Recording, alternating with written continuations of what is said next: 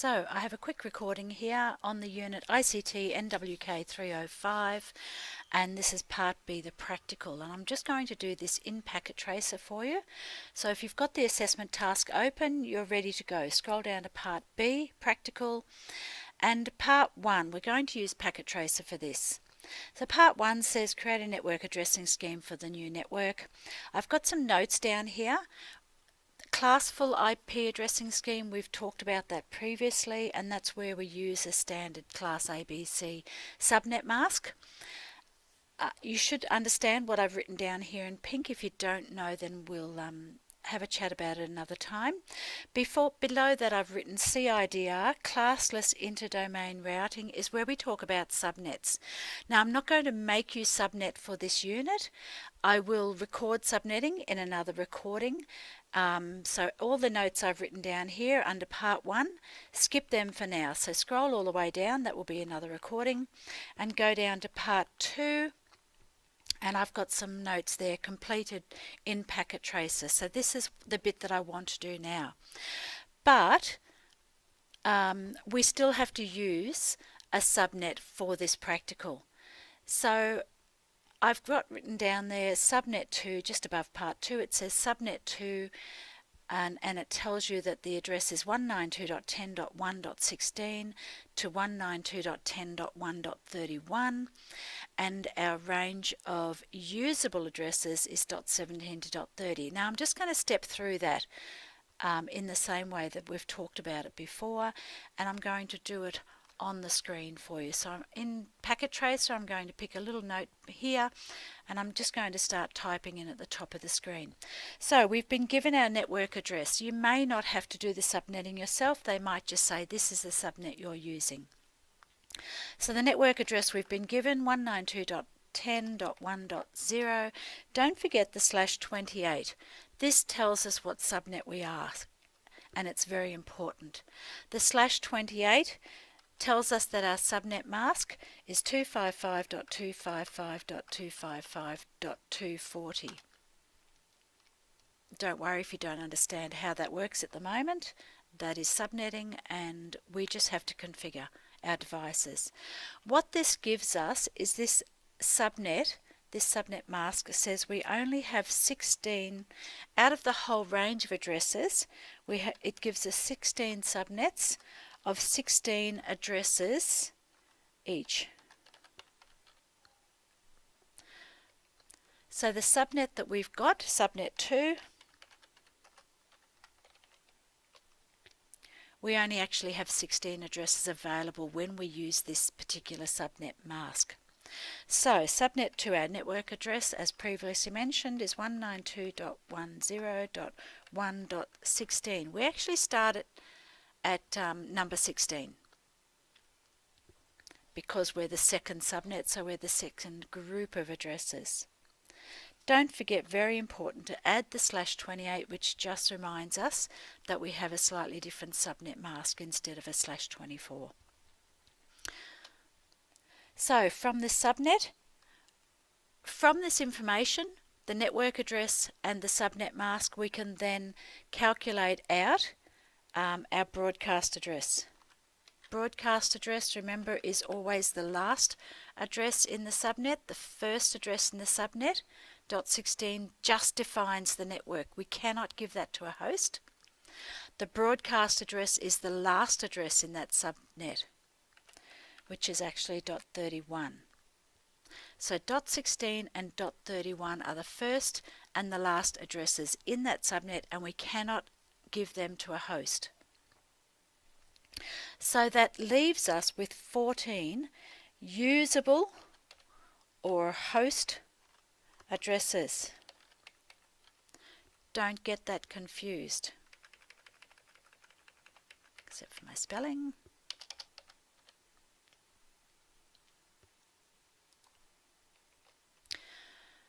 So we have 14 addresses available. It's standard to allocate our first address to our router. Not always. Sometimes they allocate the last address in the range. But it's pretty common to see the very first one assigned to your router. So we're going to configure our router 192.10.1.17 is the first host address available. Which I didn't write down there. Our 14 usable addresses range from 192.10.1.17 to .30. Got that? .16 is the network address, .31 is the broadcast address, so we can only go from .17 to .30. Back here we've assigned the very first address to our router. We need to work out our DHCP address pool.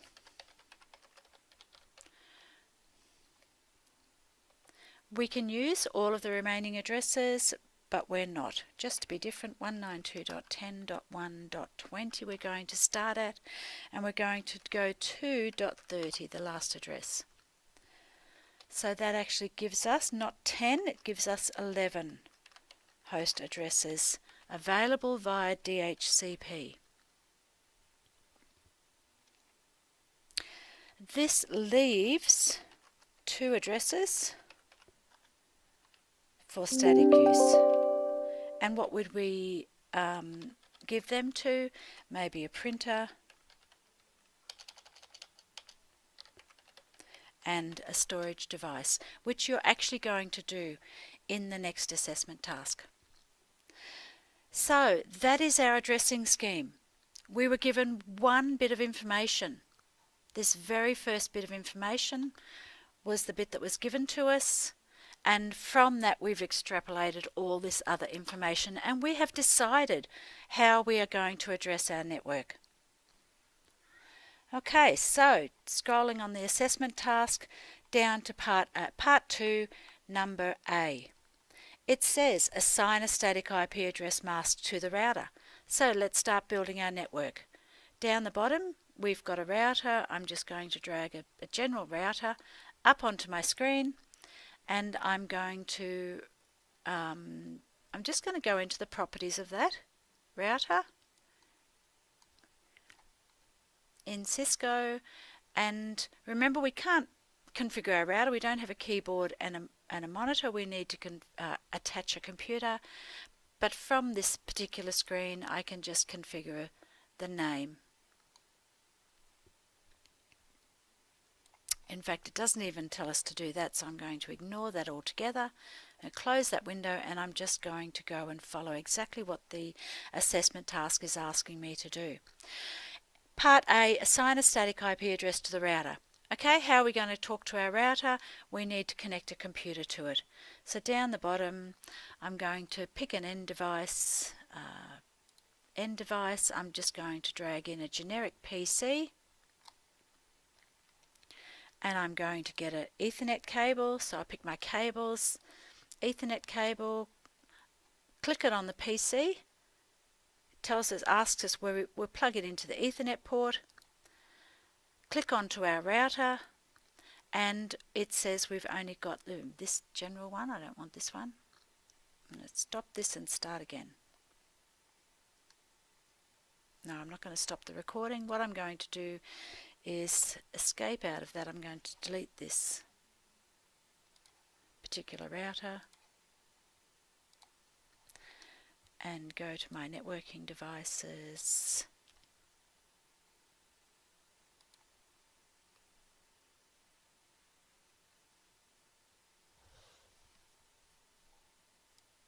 Sorry about that, I should have practiced that beforehand. But when I click on my network devices, down the bottom here, I want to go across to my switches, hubs, wireless devices. So go to the wireless devices, and we can find our little wireless integrated services router.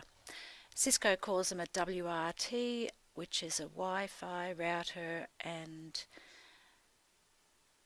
yep, WRT 300N. Okay, now I'm going to connect my Ethernet to it. So go to my PC, to my typical home router, and we'll see we've got 4 switch ports. So I'm going to connect to my first switch port. Look at the lights flashing backwards and forwards. They're green, they're orange. That's that little handshake. What is happening here? DHCP is turned on automatically. on the PC, there's a DHCP server automatically by default on our router, and they are communicating. Our PC has recognized an active network connection, and it is communicating with the router and hopefully getting an IP address from the router. Both lights have turned green now. Okay, lights at each end say green. We've got that communication. Our computer can talk to our router. So let's have a look. Click on our computer.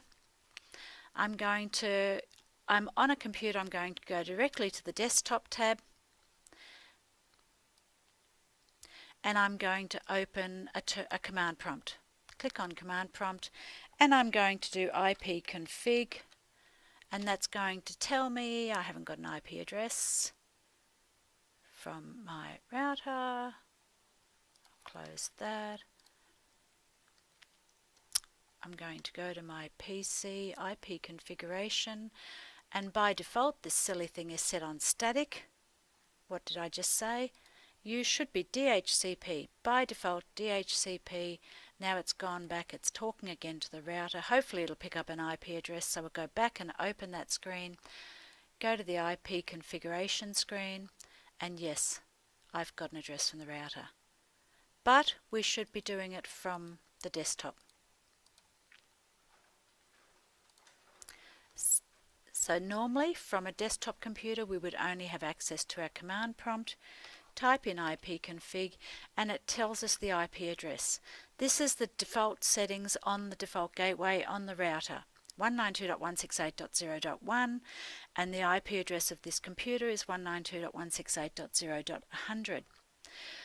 In order to access the gateway, the router, and configure it for our client, we need to actually open a web browser now and type in 192.168.0.1. So I'll go back to close that section, and I'm going to open my web browser. I'm going to type in the address, hopefully connect to my router. Username default is admin, password is admin, I think. Okay, yes. Now, not quite all of this is fitting in the window that you can see in the recording. Okay, so our typical configuration screen for a Cisco router looks like this. If you've got a Netgear or some other version at home, it's going to look different. The steps don't change. We need to get onto the router interface using a web browser, typing in the address, which means there's a web server operating by default on that router as well, because it returns a web page to us.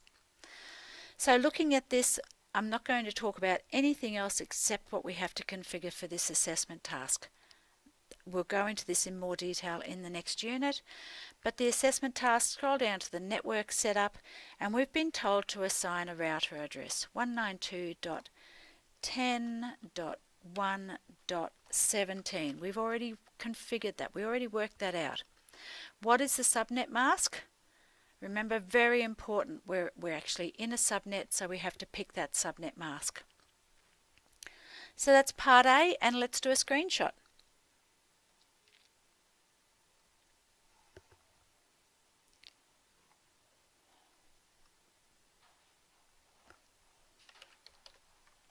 So I'm just getting the snipping tool, and I'm just going to do a quick screenshot. Just this section is enough for that particular part. Okay, paste it into part A.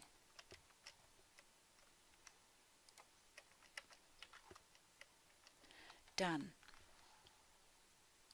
Part B. From your network addressing scheme, select a pool of 14 addresses from the DHCP address pool. Don't worry about the 14, I've selected to do just 11, and let's configure it. So we scroll down to our DHCP server settings. You can see it's enabled by default, the starting IP address. Now we've configured our router IP address up here, but it hasn't changed down here. So the very important thing, we must go down to the bottom of the page and save the settings. Now because we've changed the default router IP address, we're actually going to get kicked out of the router. Why? Because we're trying to access it on this address, and it's no longer this address, is it? Just to confirm that, we're going to go back to our command prompt, we're going to type ipconfig, and we can see we still haven't got a new address from the router. Try again. Okay, it's not going to work for me. I'm going to do ipconfig space /release, which tells our PC to release that IP address. And then we're also going to go to ipconfig and type renew, and hopefully it will talk to the DHCP server and get us a new address. So yes, our IP address is now 192.10.1.18 because we are a PC.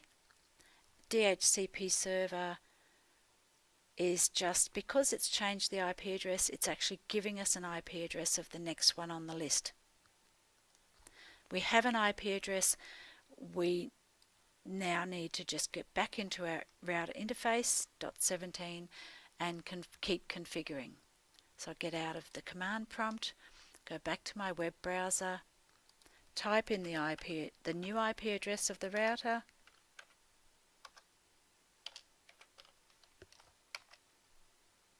again default admin, and let's go down and change our DHCP. See, as soon as it's changed the network address, the router address, it's gone and said, okay, DHCP will go from the next one to the 13 users, and it's allocated us number 18. So we're actually going to change this according to what we planned for this network. Our DHCP pool, we want to start at 20. And we're going to have 11 available addresses. So let's go down again and save the settings. Settings are successful. We'll continue, go back into the interface, and we can see now that under this addressing scheme we're starting at 17. Oh no, that's not right. We've got to start at 20 and 11 addresses according to what we planned. It's not going to let me.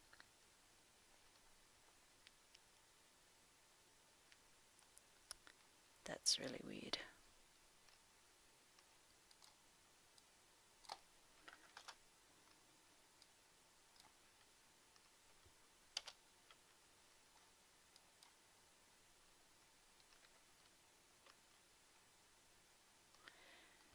If our router address is 17, then it can't give me, okay, I don't have an answer for that. So our network addressing scheme, we're still going to do the 11. I'm not sure if that's a glitch in the software. In Packet Tracer, it's telling us that it's going to allocate 17, but it can't because 17 is the router IP address, and you can see from our computer that it actually gave us the first address of 18. I'm going to skip past that. Okay, I'm going to take my screenshot of our DHCP settings, and I'm going to put that into my assessment task under Part 2B, Part 2C, put my screenshot in just to show that I've been in here and I've configured it despite the glitch.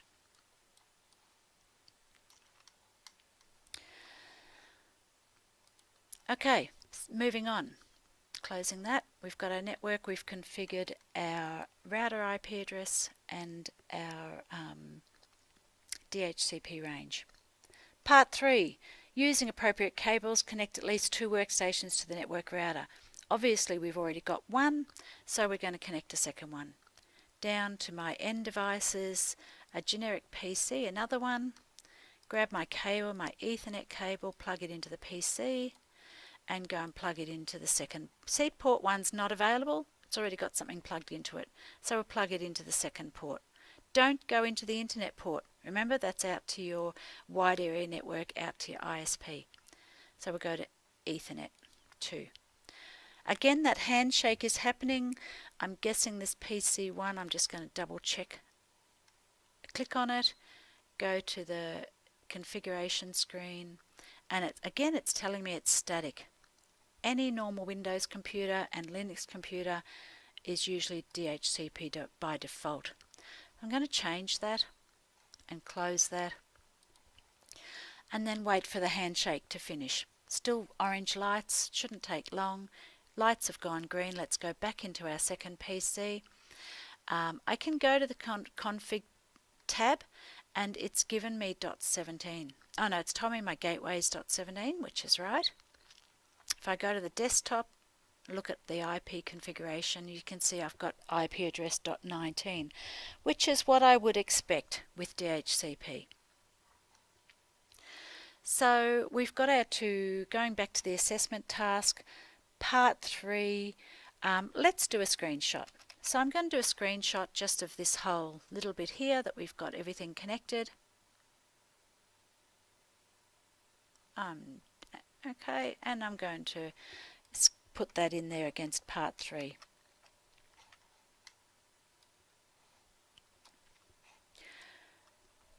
I'm also going to just screenshot the configuration screen of each laptop, of each computer, just to show on my assessment task that I've configured DHCP on PC0, and this is the information that it's got.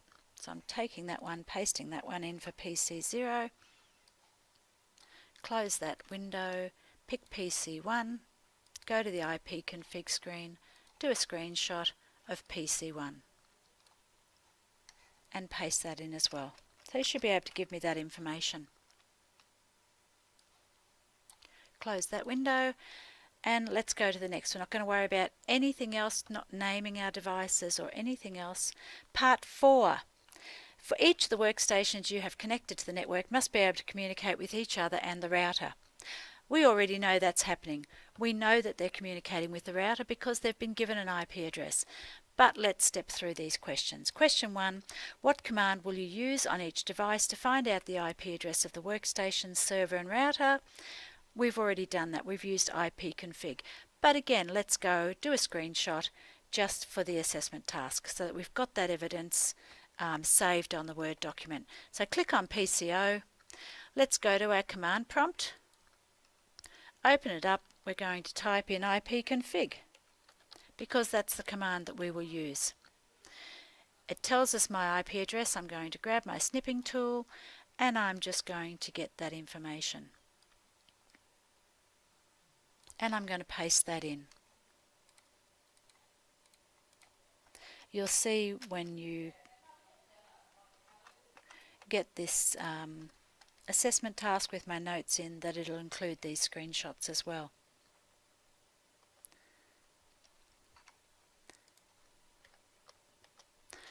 Okay, close that screen, go to PC1, my second one, open my command prompt, ipconfig, and again do a screenshot from here. Doesn't matter that it doesn't specify PC1, we've got a .18 and we've got a .19 screenshot. That's enough for that basic practical. The second part, how do we know if a ping is successful? How do we know?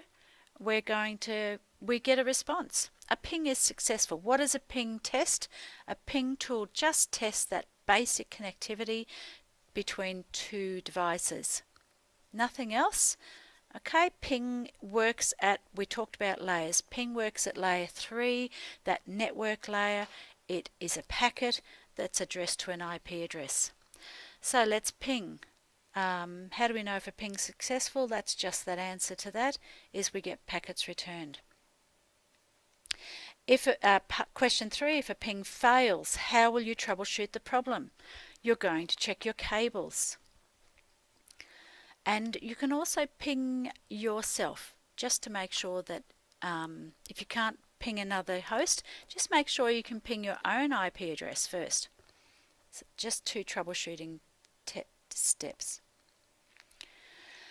So question 3, that's the answer to question 3. Question 4 says, test connectivity by using appropriate ping commands and list your results below. Now they give you, question 5 says list any comments. We've given you a little table down there with the connectivity. And I'm going to fill out the table as I go, and I'm going to put screenshots in as well, which you will see when it comes back to you on this notes document. So the little table, first thing is workstation 1 to the router. So I'm going to go from PC0, my first workstation, open a command prompt, and I'm going to ping my router. I'm going to ping space. What is my router's IP address? 192.10.1.17. Press enter, and I'm getting a reply back from my router. So again, I'm going to screenshot that. And I'm going to paste it in under that first table where it says the ping command issued, and I'm going to paste it in there to show the ping command that I've used and to show that it's successful. So I really don't need to fill out the rest of that table. It's a success and I didn't have any issues. Close that window. I can just minimize that window. The next row in the table says workstation 2 to the router. So I'm going to open workstation 2, which is PC1. Just in case we don't want to confuse things, we can come in here and we can literally say workstation 1 and workstation 2, so that it's the same as what we're being asked to do on the assessment task. Workstation 2, open my command prompt, ping the router .17, and we've got a success. So again, I'm going to screenshot that. I could capture the whole thing in the screenshot so that I'm saying I'm actually pinging from workstation 2 in this case, and I'm going to paste that into that table. The next row in the table, workstation 1 to workstation 2. So let's start with workstation 1. Open our command prompt again. Just going to minimize this window a little bit so that it fits in the screen that I'm recording. Go down to my command prompt. I'm going to ping workstation 2. 168, oh sorry, not thinking, .10.1.where18, so workstation 2 is 19, and I'm getting a response from 19.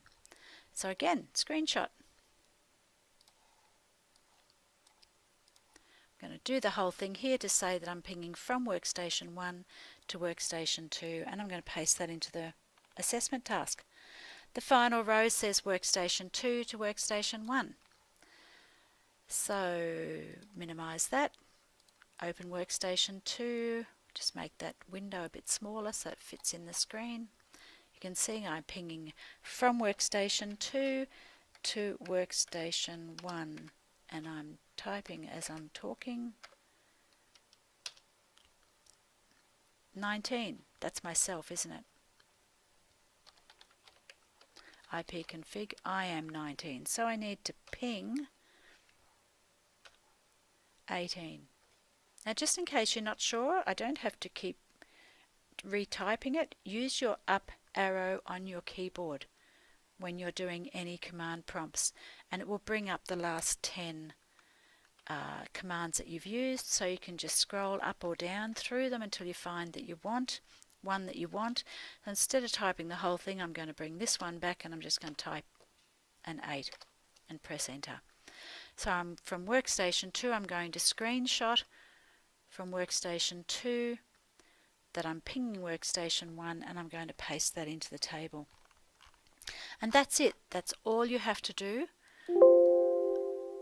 for this particular assessment task in Packet Tracer. It's pretty cool.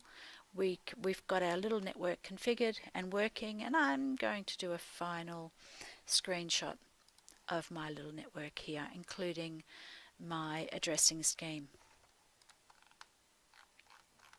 and I'm going to paste it so you can see at the end what I finished with in Packet Tracer. And that's all. I'm going to finish this recording. Pretty cool little tool. I hope you enjoy using it, and I'm going to stop recording now.